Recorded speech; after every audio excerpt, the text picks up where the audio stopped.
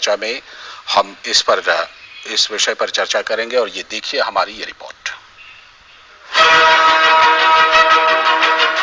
देश में मानचित्र निर्माण अब पूरी तरह से नियंत्रण मुक्त हो गया है। इस मकसद से डेटा सेट्स के मानचित्र बनाने और लोकतंत्रीकरण के लिए केंद्र सरकार ने नया दिशा निर्देश जारी कर दिया है।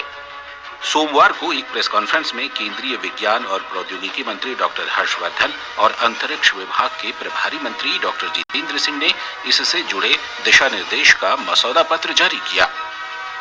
सरकार का ये ऐतिहासिक कदम भूस्थानिक मानचित्र निर्माण के क्षेत्र में क्रांतिकारी बदलाव लाने वाला साबित हो सकता है। इस मौके पर डॉक्टर हर्षवर्धन ने सरकार के इस फैसले को भूस्थानिक उद्योगों के लिए अहम करार दिया। We strongly feel that geospatial data is critical for success of modern industry, offering location-based services such as e-commerce, delivery and logistics, urban essential for traditional sectors of economy. प्रधानमंत्री नरेंद्र मोदी ने इसे आत्मनिर्भर भारत की दिशा में एक बड़ा कदम बताते हुए ट्वीट किया कि सरकार ने डिजिटल इंडिया के लिए विशेष जोर दिया है और ये फैसला देश के स्टार्टअप अनुसंधान को बढ़ावा देने वाला होगा। प्रधानमंत्री ने इसे कृषि क्षेत्र के लिए भी लाभकारी करार देते हुए लिखा कि किसानों को भी इससे लाभ होगा। केंद्र सरकार का ये कदम आत्मनिर्भर भारत के लिए बहुत ही महत्वपूर्ण है क्योंकि इससे डेटा को सुलभ बनाने में मदद मिलेगी।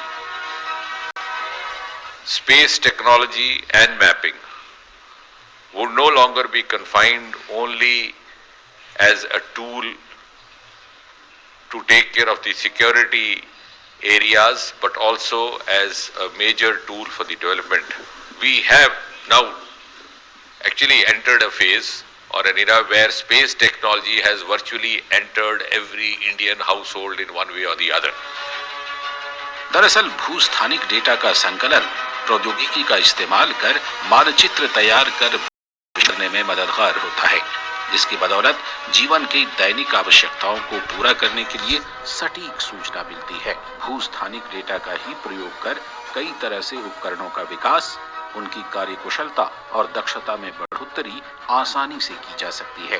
बात चाहे मौसम संबंधी प्रबंधन की हो या आपदा प्रबंधन की या जल संसाधनों के प्रबंध की, कई क्षेत्रों में भूस्थानिक डेटा का उपयोग किया जा रहा है। भूस्थानिक डेटा आधुनिक डिजिटल इकोसिस्टम का अहम भाग है और ये देश के विकास के साथ ही सतत विकास में आर्थिक, सामाजिक और पर्यावरणीय अवसर के लिए भी जरूरी है। ये फैसला अंतरिक्ष क्षेत्र को भी मजबूती देगा क्योंकि 5G जैसी तकनीक में स्पेस इंडस्ट्री अहम भूमिका में है। मुकेश शुक्ला की रिपोर्ट, डीडी न्यूज। जी, तो ये थी हमारी ये खास रिपोर्ट और क्या कुछ इसका महत्व है आज के फैसले का और इस फैसले से क्या कुछ असर पड़ेगा, इस पर खास चर्चा करने के लिए हमारे साथ दो खास मेहमान मौजूद हैं। प्रोफेसर आशुतोष शर्मा जो सचिव हैं विज्ञान एवं प्रौद्योगिकी विभाग में और डॉक्टर पृथ्वीश नाग जो पूर्व सर्वेयर जनरल ऑफ इंडिया हैं। बहुत बहुत स्वागत है आप दोनों का। और सबसे पहले नमस्कार जी, सबसे पहले प्रोफेसर आशुतोष शर्मा जी आपसे जानना चाहेंगे कि अगर हम बिल्कुल एक साधारण सी भाषा में इसे समझना चाहें कि आज का जो ये दिशा निर्देश है, जो ये ड्राफ्ट जारी किया गया है, मसौदा पत्र, इसका क्या साधारण मतलब है और इसका क्या कुछ आने वाले समय में हम असर देखेंगे, खास तौर पर इस क्षेत्र में जो मैपिंग है, डिजिटल मैपिंग है, इसमें हम क्या कुछ असर इसका दिखाई पड़ेगा? जी नमस्कार। ये आपने बिल्कुल सही कहा कि एक निस्संदेह ऐतिहासिक कदम है। भारत के अंदर सर्वेइंग, मैपिंग करीब 250 से ऊपर सालों से चल रही है, लेकिन वो जो सर्वे और मैपिंग की जाती है उसमें बहुत सारे रेस्ट्रिक्शन थे, रेगुलेशन के तहत थी।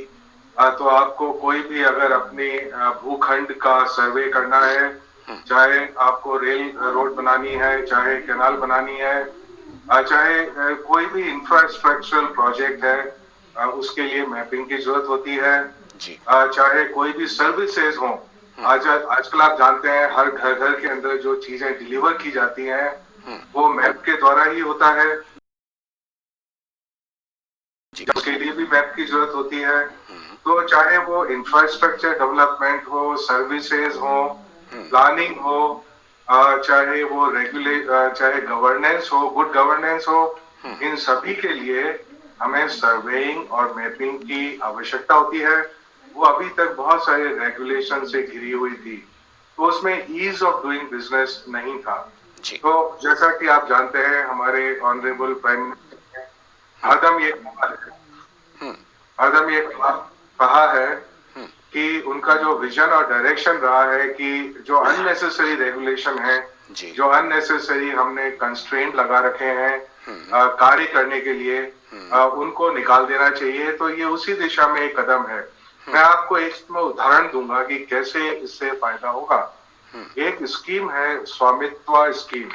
तो उसके अंदर क्या है कि जो हमारे ग्रामीण क्षेत्रों में लोग रहते हैं, उनका जो प्रॉपर्टी है, उसका जो ओनरशिप सर्टिफिकेट है या पट्टा है, वो उनके पास बहुत समय कई बार नहीं होता।